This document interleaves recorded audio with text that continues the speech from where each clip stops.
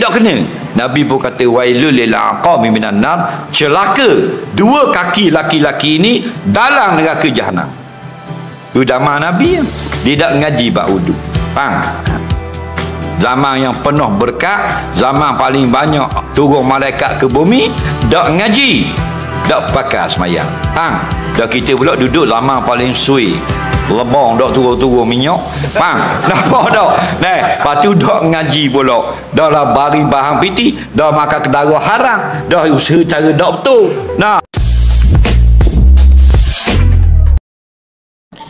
Assalamualaikum warahmatullahi wabarakatuh. Sahabat channel Santri Kampung TV, bagaimana kabarnya hari ini? Semoga kita selalu diberikan kesehatan oleh Allah Subhanahu wa taala, diberikan nikmat iman, Islam, rezeki yang halal dan thayyiban, rezeki yang barakah dan berlimpah. Sahabat channel Santri Kampung TV, mari kita simak tazkirah dari Ustaz Azhar Idrus. Semoga apa yang nantinya beliau sampaikan menjadi ilmu yang bermanfaat. Jom kita pelajari bersama. Let's go. Mok maki anak-anak maki mok zaman kita, betul tak? Mu tipu aku tipu mu, dak ngaji pula. Kau lah dak pakai amal ibadat kita. Dah. Tak apa. Alur kita tak apa. Faham? Jaga solat 5 waktu. Siapa dak jaga, dak molek orang tu. Biarlah muka molek pun dak molek. Nah, kerana apa? Kerana yang menjadi beza antara orang beriman dengan orang kafir, jaga semayang. Faham? Kemudian bila Nabi kata, barang siapa yang menjaga, memelihara atas semayang 5 waktu. Faham lagi? Nabi perincikan pula. Ala wudu'iha. Dia jaga pula wuduknya. Wuduk ni makna apa? Jaga wuduk. Tak ketuk. Kan? Dia ambil wuduk dengan cara yang betul. Apa? Sebab ramai orang ambil wuduk tak betul. Termasuk laki-laki tadi yang ambil depan Nabi, faham? Tak kena tumit belakang. Padahal dalam Quran kata wa arjulakum ilal ka'bain, dan wajib membasuh kakimu semua sampai ke habis buku lali, rata habis air. Faham? Semua kena belakang. Dia tak kena tumit. Tak betul. Kita basuh muka ni 3 kali ni, kalau cebok pau, dagu tak kena, tidak sah. Batu orang mari ngajar lelah. Malam ini rukun wuduk. Rukun wuduk 6 perkara. 4 daripada Quran, 2 daripada hadis. Benda 4 daripada Quran, farsilu wujuhakum, basuh mukamu, wa aidiakum ilal marafiq, dan basuh 2 tangan sampai ke siku, wamsahu biru'usikum, sapu air pada kepalamu, wa arjulakum ilal ka'bain, basuh kaki sampai lebih buku lali. Tu 4 utir rukun daripada Quran. 2 lagi dalam hadis. Mana? Niat dan tertib. Faham? Mana niat? Nabi kata innamal a'malu binniyat. Sah segala amalan dengan niat. Maka wajib berniat pada wuduk. Tertib ayat mana?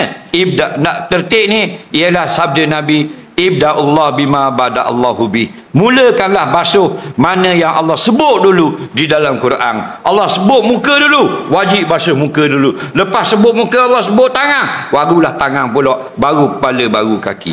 Jelas tak lagi? Biar ambil wuduk molek. Kalau kita ambil sekali je, tidak 3 kali, tetapi rata, sah. Kalau kita ambil 3 kali rata, afdal, boleh pahala banyak. Wuduk ni ada 2. Satu dia panggil wuduk sah, satu wuduk sah ni makna tak dapat kelebihan apa-apa, cuma sah saja semayang. Apa dia? Basuh sekali. Basuh muka sekali, basuh tangan sekali, sapu kepala sekali, basuh kaki sekali. Sekali saja, sah. Tapi tidak ada kelebihan. Apa kelebihan? Gugur dosa. Nampak? Fa ahsana wudu'ahu min jasadihi kulli au kama qala. Barang siapa ambil wuduk, kemudian dia basuh 3 kali. Faham? Apa dia 3 kali? Fa ahsana wudu'ahu, dielokkan akan wuduk. Kata ulama, makna dia elokkan wuduk ni ialah salasan, dia buat 3 kali. Jelas lagi? Jadi barang siapa mengambil wuduk dicantikkan wuduknya. Kata ulama, buat semua sunat wuduk, iaitu mula dengan bismillah, kemudian dia basuh tangan, kemudian dia berqamar, kemudian dia asuh air ke hidung, kemudian basuh muka, kemudian basuh tangan, kemudian sapu kepala, sapu telinga, dan basuh kaki, kemudian berdoa lagi, dan dibuat semua basuhan dan sapu 3 kali. Itu dipanggil tahsinul wuduk, yang menyebabkan kita dapat gugur dosa. Kalau basuh sekali saja nak derah, maka jadilah wuduk kita sah saja, tidak tahsinul wuduk. Kelebihan ampun dosa, tapi semayangnya sah. Contohnya panggil wuduk fiqh saja, wuduk syariat. Wuduk 3 kali buat comel, dia panggil wuduk sunnah, wuduk yang Nabi kasih. Karena Nabi kata sahabat sallallahu alaihi wasallam, iza tawadda salasan. Adalah Nabi aku tengok bila dia ambil wuduk sama-sama, dia akan basuh 3 kali. Hadis yang sekali Nabi basuh menunjukkan harus. Jadi kalau kita ambil tak betul, maka tak sah. Kalau ambil betul tapi tidak afdal, maka ambil molek. Kalau kita duduk dalam tandah, boleh tak ambil wuduk dalam tandah? Dalam tandah boleh ambil wuduk? Boleh ke tak? Boleh. Yang tak boleh ambil wuduk dalam makuk tandah. Tu bagus tak boleh. Air dalam makuk tandah, komo guru komo. Tak lagi. Kuning tubik ke hidung. Balik awal. Wuduk dalam tandah makuk tandas. Cuma bila kita wuduk dalam tandas, tidak boleh baca doa dan bismillah. Faham lagi? Kita nak ambil wuduk dalam jambang, nak ambil wuduk dalam tempat kecil, faham? Maka bila masa buka pintu tu baca dah bismillah, atau a'udzurrajim, atau Allahumma inni a'udzubika minal khubusi wal khaba'is. Doa-doa masuk tandas, baca sebelum melangkah masuk. Faham lagi? Bila sudah melangkah, diam saja buat kerja wuduk. Faham? Keluar daripada pintu tanda, alhamdulillah. Kemudian berbaca Allahumma tahhir qalbi dan seumpamanya, doa-doa selepas berwuduk. Faham lagi? Kerana menghormati Allah. Dah. Itu cara dia. Dah kita masuk jambang dak baca. Baca tak doa masuk jambang dak baca. Lembu ada tak lembu? Masa lembu tu nak kecing, dia baca doa dah. Pakai kecing ceng gitu ada. Dah kita tak baca doa gak adik-beradik lembu. Ke tak sama? Sama tak? Sama lah. Tu alang lah kebun. Dah kita, bini kita duduk pacar. Bini lembu. Tak lagi. Yang membezakan manusia dengan hayawan ialah selalu datang ke masjid, lalu mendalami ilmu agama. Betul tak? Tu jadi barulah kita beza dengan orang lain. Kita juga terbeza dengan kita dulu, jenis tak mari masjid. Sebab kalau jenis tak mari masjid ni, tak ingat masjid, jenis datang. Tak kira siapa-siapa pun. Betul tak? Tak boleh kata gitu, Ustaz. Teku natang. Tak ada peduli mak bapak. Nampak? Al-mu'minu himmatuhu idal masajid. Orang beriman, hatinya sentiasa ingat nak pergi masjid. Wal bahimah himmatuha ilal akli wa syurbi. Natang, hatinya hanya duk ingat. Pagi tu baik turun bandar cari makan kedara, balik bawa makanan ke anak bini petang-petang. Itu dipanggil lembu. Lembu naik Maywi, lembu naik Exia, lembu naik Wira, lembu naik Wajah. Masjid tak ada masuk campur dalam hidup dia. Betul tak? Tu ni kata dah kan. Wal bahimah himmatuha ilal akli wasyurbi. Jenis binatang lembu kambing hanya duk ingat nak makan, nak minum. Nak makan, nak minum. Tak pergi sejik. Faham? Wuduk biar comel. Yang kedua, wa mawaqitiha. Orang yang menjaga waktu sembahyang. Apa makna sembahyang dalam waktu? Walaupun bukan awal waktu, tapi masih dalam waktu. Masuk juga dalam hadis orang yang jaga sembahyang. Contoh mudah. Bila orang bang garik 7.30, masuk waktu maghrib. Betul tak? Bila Isya 8.30. Maknanya daripada 7.30 sampai 8.30 sejam tu, semua tu waktu maghrib. 7.30 pun wajib, 7.45 pun wajib, 7.60 pun wajib, 8.10 pun wajib, 8 suku pun boleh belaka. Mana lebih afdal, lebih awal, lebih afdal. Sebab tu dalam sembahyang dia ada waktu afdal, ada waktu jawas, ada waktu molek, ada waktu comel, ada waktu boleh. Dah, dia sembahyang lewat. Orang Zuhur 1.30, dia nak basuh pula, lepas tu nak masuk dalam ngering pula, lepas tu nak lipat baju sikit, 3.30 baru nak sembahyang Zuhur. Hukumnya harus. Dah dia sembahyang 1.30 bang, afdal, paling banyak pahala. Bang, ini walaupun 3.30 sembahyang Zuhur, masuk lagi dalam kumpulan orang yang jaga waktu solat. Mana orang tak jaga? Masuk asar baru nak sembahyang Zuhur, masuk garik baru nak sembahyang asar. Ada tak orang jenis gitu? Bang, itu orang sudah menganjakkan masa sampai habis.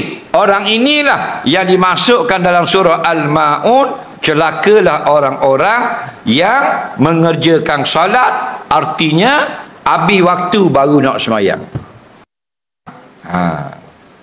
Baru ni ada seorang ustaz dia tulis di dalam Facebook. Dia kata wajib sembahyang masa masuk waktu. Contohnya garik 7.30, Allahu Akbar. Faham tak lagi? Wajib sembahyang masa tu. Lapang, walaupun masih dalam waktu maghrib, celakalah orang tu. Yang sebenarnya ustaz tu celaka. Kerana apa? Dia memandai-mandai tafsir Quran, tidak berdasarkan ilmu pengetahuan. Dalam kitab-kitab tafsir tidak ada yang tafsir begitu. Semua ulama tafsir kata, Allah kata celaka orang sembahyang ini 3 golongan. Ingat, wailul lil musallin, fawailul lil musallin, celakalah orang yang sembahyang. Ingat ni 3 golongan. Nombor 1, orang yang tak sembahyang tu. Ini dalam tafsir. Buka kitab tafsir besar-besar, jangan buka Facebook. Faham tak? Nombor 1, hak tak sembahyang tu. Nombor 2, orang ramai dia sembahyang, tak ada orang tak sembahyang. Ni tafsiran yang kedua. Tafsiran yang ketiga, orang Islam tapi jenis hanyut. Tak, bila masuk waktu garik tak sembahyang lagi. Bila orang baisa baru nak sembahyang. Mana yuakhiruna salah ila akhiril waqti, heret sembahyang tadi dilambatkan sampai habis waktu. Ni baru betul 3 golongan inilah masuk dalam fawailul lil musallin. Yang bukan orang sembahyang lewat tapi masih dalam waktu itu tidak celaka. Jangan lebih-lebih kita. Man fassarul Quran bighairi ilmi falyatabawwa ma'adahu minan nar. Mana-mana ustaz, mana-mana orang, mana-mana netizen, orang kampung cuba tafsir Quran tidak ada dengan ilmu, maka sedia tepat dalam api neraka. Faham? Semayang kita ni dia ada waktu. Yang benda ada waktu, semayang 5 waktu. Bila tu ada waktu, semayang tunai. Kalau qada, tidak ada waktu. Faham lagi? Sebab tu bila Zuhur 1.30 sampai 4.30. Nak buat 5.30 haram, tak boleh. Tetapi bila sudah habis waktu Zuhur, kita tertidur, kita bangun-bangun tengok, asar dah, tak mayang Zuhur lagi, tidak berdosa. Kenapa? Tertidur. Dah wajib tak semayang ke dalam waktu Zuhur pula esok? Tak. Bila sudah habis waktu Zuhur, kamu tadi yang belum buat menjadi hutang. Bila jadi hutang, tidak ada waktu. Bila tidak ada waktu, bila-bila masa boleh qada. Faham tak lagi? Jadi kalau kita nak qada semayang, boleh qada asar lepas garik, boleh qada garik lepas isya, boleh qada subuh lepas asar, boleh qada subuh sebelum zuhur, boleh qada zuhur sebelum asar, boleh qada asar sebelum zuhur, boleh qada garik lepas isya. Ikut pandai sebebas-bebasnya. Faham tak lagi? Sudah habis waktu, hutang tadi sudah tidak mempunyai waktu. Kemudian Nabi kata benda lagi, ala ruku'iha, kemudian orang itu dia jaga rokok, capur pula yang keempat, wa sujudiha, jaga pula rokok dan sujud. Kita buat rakung sekaligus, rokok dan sujud. Apa maknanya? Okey, Alhamdulillah kita telah mendengarkan, menyimak ceramah dari Ustadz Azhar Idrus. Semoga apa yang beliau sampaikan menjadi ilmu yang bermanfaat buat kita semuanya, ilmu yang barokah, ilmu yang bisa kita amalkan di kehidupan kita sehari-hari.